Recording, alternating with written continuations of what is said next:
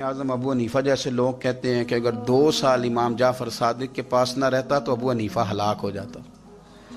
इमाम जाफ़र सादिक तरबियत जब की तो किन की इमाम आज़म की, हज़रत दाऊद ताई की, जनाब सुफियान सौरी की। पर शाह फरीदुद्दीन अत्तार फरमाते हैं आखिरी उम्र में इमाम जाफ़र सादिक ना हुजरे में बंद हो गए थे, बाहर नहीं आते थे। बस असी किसी दे कुछ नहीं लगते ते ना कोई साडा दर्दी हुजरे में। एक दिन हज़रत सुफियान सौरी ने मिन्नत किया कि उनके बच्चों की, खुद्दाम की, हज़रत से कहो मैं पुराना नौकर हूँ, मुझे थोड़ी ज़ियारत का मौका मिल जाए, मेरी तो आंखें तरस गई, करम नवाजी हो जाए। तो हज़रत को जाके अर्ज़ की कि सुफियान सौरी मिन्नत कर रहे हैं, आपने इजाज़त दे दी। हज़रत सुफियान सौरी अंदर गए तो दर्द से कहा हुजूर आप तो 2 जुमले कहते थे तो दिल बदल जाते थे। कितने लोग मुंतज़िर हैं आपके कलिमात तय्यबात के लिए, ज़ियारत मुक़द्दसा के लिए, और आप यूं गोशा नशीन हो गए। तो जिगर गोश है रसूल, नवास है रसूल, इमाम जाफर सादिक आंखों में आंसू आ गए। कहने लगे सुफियान तुम्हें क्या बताऊं, लोगों के लफ्जों में बड़ा प्यार है पर दिलों में वफा कोई नहीं।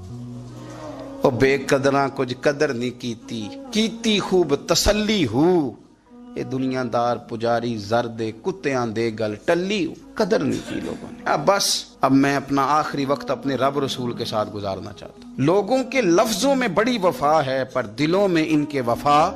इमाम जाफर सादिक जैसे लोग छुप गए। हम अपने रवैयों से अगर इन चीजों को निकालेंगे, दिलों को साफ करेंगे, तो बड़े बड़े कीमती वजूद हैं जिनसे हमारा रिश्ता कायम रहेगा। लेकिन अगर हसद की, अदावत की, बुग़्ज़ की ये भट्टियां जिस तरह तप रही हैं आज माशरे में, ये तपती रहीं, तो बड़े बड़े लोग हैं जो मंजर से हट जाते हैं, मुकाबला नहीं कर पाते लोगों की अदावतों का।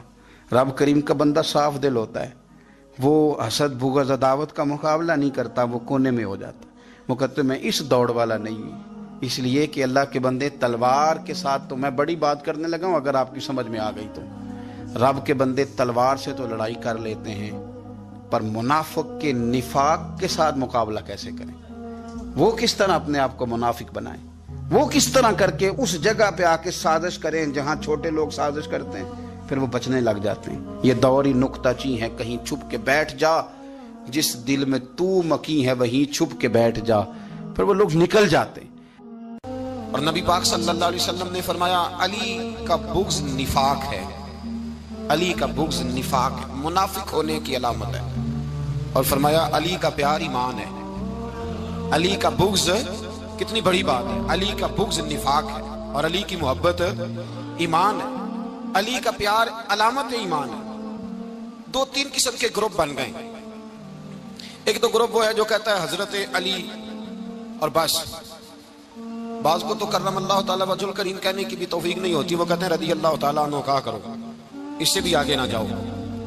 वो लफ्ज़ मौला जो खुद नबी पाक ने बुखारी में, मुस्लिम में मौजूद है, फरमाया मन कुन्तु मौला फहाज़ा अलीयुन मौला, जिसका मैं मौला उसके अली भी। हुजूर ने जो लफ्ज़ बयान किया इस लफ्ज़ से भी बाज लोग डरते कहते नहीं ये लफ्ज़ नहीं बोलना, ये नहीं कहना, हमने मसला बन जाएगा। कुछ सिरे से इस कदर ज्यादा माज़ अल्लाह ताला अपनी तबीयतों को बोझ समझने लगे कि उन्होंने कहा हजरत अली, और फिर इससे ज्यादा किसी और बात को बयान करना मुनासिब न समझा। एक दूसरा तबका बन गया जिन्होंने हाथ के अंदर दौरी डंडा ले लिया, वो चर्च बनाते हैं, भंग लेते हैं, वो धंधा करते हैं, बड़े बड़े उन्होंने गले के अंदर संगल डाल लिए, जंजीरें पहन लिए, और कोई शय आती नहीं, सारा दिन अली अली करते रहते हैं, सारा दिन। हजरत अली शेर खुदा करमल्लाहु ताला वजहुल करीम इरशाद फरमाते हैं, सुने, हजरत अली फरमाते हैं कि दरिया बह रहा हो, दरिया, उस दरिया में अगर एक कतरा शराब का गिर जाए, फिर वो दरिया खुश्क हो जाए, फिर उस दरिया की सतह पर यानी नीचे घास उगाए, और अगर मेरा घोड़ा वो घास खा ले तो मैं उस घोड़े की सवारी करना पसंद नहीं करता। इतनी नफरत नशे से, शराब से मौला अली शेर खुदा की। और हमने हजरत अली रज़ी अल्लाह ताला अन्हु उन लोगों के हवाले कर दिए माज़अल्लाह जो बेचारे 6-6 महीने गुस्ल नहीं करते, जिनको वजू का पता नहीं। मैं कहता हूँ इन लोगों के लिए सजा होनी चाहिए। मैं इस हजारों के इज्तिमा में ये कहता हूँ कि उन लोगों पर पाबंदी होनी चाहिए। हजरत अली का नाम तो मुकद्दस नाम है, मौला अली की शख्सियत तो मुकद्दस शख्सियत है। जिस आदमी के मुंह के अंदर सिगरेट की बदबू आ रही है, गंद जिस शख्स ने अपनी जुबान पे भरा हुआ है, वो अली अली पुकार रहा है, पाबंदी होनी चाहिए। मौला अली शेर खुदा रज़ी अल्लाह ताला अन्हु का नाम बड़ा पाकीज़ा है। मेरे दादा शेख हुजूर मुफ्ती आज़म हिंद आला हज़रत फ़ाज़िल बरेलवी के छोटे साहबजादे थे। تو مفتی اعظم کہلاتے تھے، لوگ بڑے بڑے ان سے فتوے لینے جاتے تھے۔ ان کا ایک مرید کسی شخص سے کہنے لگا میرے پیر صاحب اس وقت ہندوستان کے سب سے بڑے مفتی ہیں۔ وہ کہنے لگا یار تم لوگوں کا طریقہ یہ ہے جس کو بڑھاتے ہو بہت ہی بڑھا دیتے ہو۔ کہا نہیں وہ مفتی اعظم ہے۔ کہنے لگا چلو ایسی بات ہے تو میں بھی ایک دو مسئلہ پوچھ لیتا ہوں۔ وہ سرکار مفتی اعظم ہند رحمت اللہ تعالیٰ علیہ کی بارگاہ میں آ گئے دونوں۔ وہ تنقید کرنے والا آیا اور آگے کہنے لگا کہ آپ مفتی اعظم ہے تو آپ کا یہ مرید مجھے لایا ہے سوال پوچھنا تھا۔ پوچھو۔ کہنے لگے نبی پاک کی چاروں بیٹیوں کا نام بتائیں۔ حضور مفتی اعظم ہند بیٹھک میں بیٹھے تھے، ڈرائنگ روم میں وہاں سے اٹھے اور جو کمرہ جاتا تھا نا اندر اس طرف چلے گئے۔ وہ کہنے لگا یہ تمہارا پیر، تم کہتے تھے مفتی اعظم ہے، اسے 4 بیٹیوں کے نام نہیں آتے، کتاب دیکھنے چلا گیا ہے، وہ کتاب سے دیکھ کے بتائے گا۔ آپ کے مرید کہتے ہیں میں بھی خاموش ہو گیا کہ سوال تو اتنا مشکل نہیں تھا۔ حضرت اٹھ کے کو چلے گئے۔ تھوڑی دیر کے بعد آئے تو ان کی داڑھی سے پانی کے قطرے گر رہے تھے۔ فرمانے لگے وضو کرنے گیا تھا، میں نے مصطفیٰ کی بیٹیوں کے نام کبھی بغیر وضو کے زبان سے ادا ہی نہیں کیے، میں وضو کرنے گیا تھا، اس لیے کہ یہ شہزادیاں بڑی پاک ہیں، یہ لوگ بڑے یہ پاک لوگ ہیں، ان کے نام پلید زبانوں سے لیے جا سکتے، ناپاک زبانوں سے یہ نام نہیں لیے جا سکتے۔ یہاں حضرت مولا کائنات شیر خدا کرم اللہ تعالی وجہ الکریم جن کی شخصیت کا یہ اثر ہے، بڑا ظالم ہے وہ پیر، بڑا ظالم ہے جس نے بالکل بد عمل اور برے قسم کے قوال بٹھائے ہوئے ہیں، جو نہ منہ دھوتے ہیں نہ ان کو پتہ ہے شریعت اسلامیہ کا۔ ان کے منہ سے تو حضرت علی کی تعریف سنے گا، ان کے منہ سے تو مولا علی کی بات سنے گا، جنہیں وضو کرنے کا طریقہ نہیں آتا۔ شیر خدا کی بات وہ کرے گا جس کے منہ میں مسواک کی خوشبو بھی ہو اور جس کے سینے میں رسول اللہ کا پیار بھی ہو۔ حضرت داؤد طائی اور امام جعفر صادق کے درمیان ایک دن بحث ہو گئی۔ امام جعفر صادق فرمانے لگے یہ محبت کا ان کا رشتہ تھا آپس میں۔ حضرت داؤد طائی صوفی تھے اور امام جعفر صادق تو حضور کے نواسے ہیں نا جی، اور بڑا عقیدت کا رشتہ تھا آپس میں۔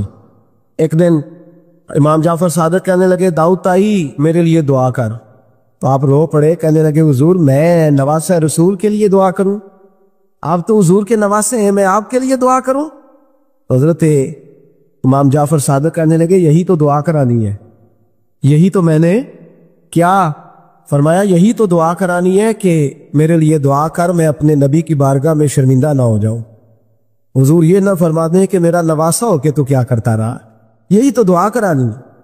بڑا پیار تھا۔ ایک دن بحث ہو گئی، حج کر کے واپس آئے، عراق میں تشریف فرما تھے امام جعفر صادق، حج کر کے واپس آئے تو امام جعفر صادق کہنے لگے جو مکے سے ہو آتا ہے نا اللہ پھر اس کو دوزخ میں نہیں ڈالے گا۔ خوش نہیں ہوئے آپ لوگ؟ اللہ آپ کو جزائے خیر عطا فرمائے۔ فرمایا جو کعبے کا دیدار کر لے ایک دفعہ زندگی میں اور ایمان کی حالت میں، اللہ پھر اسے دوزخ میں ایک دفعہ جو دیدار کر لے ایمان کی حالت میں، اللہ دوزخ میں یہ فرمانے لگے یہ میری بات ہے، تو تصدیق کر میری بات کی، کہہ میں نے ٹھیک کہا ہے۔ پیار تھا نا، تو کہنے لگے داؤد طائی تو کہہ میں نے ٹھیک کہا ہے۔ کہنے لگے جی آپ نے فتوی پورا نہیں دیا تو میں کیسے تصدیق کر دوں؟ آپ نے پورا فتویٰ پوری بات کرے تو تصدیق کرا لیں۔ آپ پوری بات کیا ہے؟ فرمانے لگے جو خانہ کعبہ بیت اللہ کا دیدار کر لے اللہ دوزخ میں نہیں ڈالے گا، اور جو مدینے سے ہو آئے اللہ اسے جنت میں ضرور داخل فرمائے گا۔ صلی اللہ ہو۔ تو آپ فرمانے لگے داؤد طائی میں نے تو مسئلہ بیان کیا اس لیے کہ جس نے ایمان کی حالت سے کعبہ دیکھ لیا تو اس کا اللہ پہ ایمان پختہ ہے، اور من قال لا الہ الا اللہ داخل الجنہ، اور تو نے یہ جو کہا نا ضرور جنت میں داخل کرے گا مدینے دیکھنے والے کو، تو بھی دلیل پیش کر۔ مکہ کا ایمان کے ساتھ دیکھنے والا تو میں نے حدیث پیش کر دی، تو دلیل دے۔ حضرت داؤد طائی بولے بڑی خوبصورت بات، اور خوبصورت لوگ ہی خوبصورت باتیں کرتے ہیں، خوبصورت لوگ ہی تھی، ورنہ تو اللہ خیر کرے خوبصورت بات نکلتی نہیں لوگوں کے منہ سے، حرم میں بیٹھ کے بھی نہیں نکلتی، تنی کیا صاحب سونگ جاتا ہے، کس قسم کی بولی بولنے لگتے۔ خوبصورت لوگ خوبصورت بات کرتے ہیں۔ حضرت داؤد طائی کہنے لگے میری دلیل یہ ہے کہ پورے مکے میں کہیں جنت تو نہیں نا، مکہ دیکھنے والے کو جنت ملتی ہے پر مکے میں جنت نہیں۔ فرمانے لگے مدینے میں تو جنت ہے نا، روضۃ من ریاض الجنہ ماں بین بیتی و منبری روضۃ من ریاض الجنہ۔ فرمایا میرے منبر اور میرے گھر کے درمیان جتنی جگہ ہے وہ، اور آپ فرمانے لگے حضرت امام جعفر صادق سے کہنے لگے حضور دیکھے نا اللہ فرماتا ہے جو جنت میں گیا ہم فیہا خالدون، پھر نکالا نہیں جائے گا۔ تو کہنے لگے میرا عقیدہ ہے جو 2 نفل بھی ریاض الجنت میں پال لے اللہ اسے ضرور جنت میں داخل فرمائے گا. اس لیے کہ جو گیا وہ دوبارہ واپس حضرت ادریس علیہ السلام کی دوستی ہو گئی رضوان سے. رضوان جنت کے فرشتے کا نام ہے جس کے پاس چابی ہے جنت کی, دروازے پہ بیٹھے ہوتے ہیں.